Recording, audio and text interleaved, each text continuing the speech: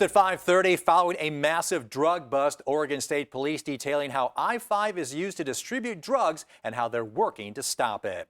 Good evening and thanks for joining us for NBC 16 News at 5:30. I'm Alan Matthews. And I'm Gold Meadows. Its enforcement has kept large amounts of fentanyl and other drugs off the streets.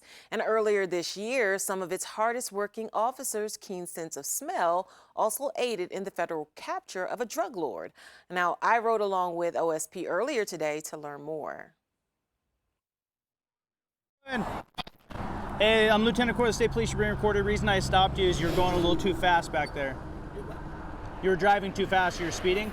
Interstate 5, the highway which runs from Mexico to Canada, is the primary route for illegal substances like fentanyl to spill into local communities, and Oregon State Police say they've had an increase in their work to stop drug traffickers in their tracks. It is a well-known corridor for trafficking of illicit items, to include drugs. The frequency was quite high this last year.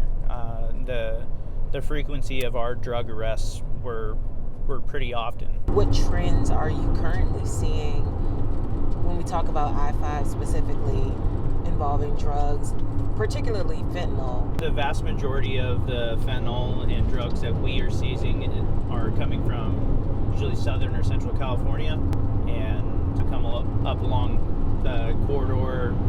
Most of the drugs that we find are in passenger vehicles, mainly because they're easy to try to hide within the general motoring public, and we use traffic enforcement to find crimes.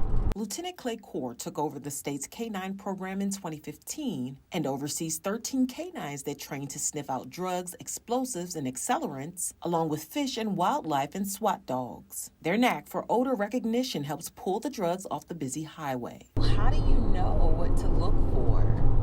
When you stop so many cars in your career, you know what the general motoring public looks like. You know what is normal for a road trip or your drive into work. And oftentimes there's tradecraft that is present with people who smuggle bulk narcotics that we are trained to find.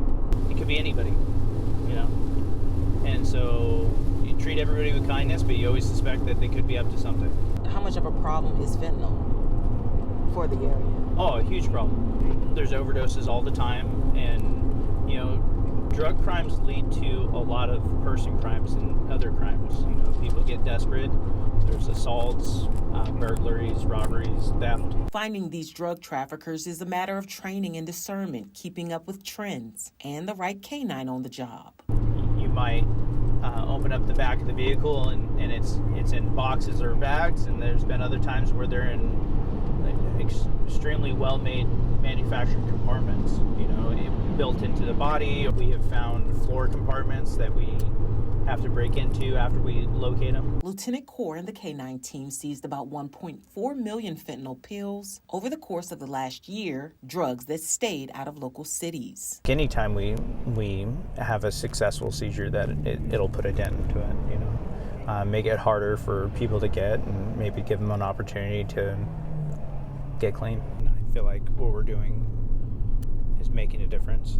OSP also had a role in the April 28th capture of Heriberto Amaya, the man allegedly in charge of a Mexican drug trafficking ring connected to the Sinaloa cartel. Lieutenant Core says one of his K-9 handlers assisted with the investigation and search of vehicles and a home during that federal investigation. Amaya, who is charged with conspiracy to distribute fentanyl, among other charges, was said to lead a multi-state operation through which 4.2 million fentanyl pills and multiple other drugs, cars, and jewelry were seized.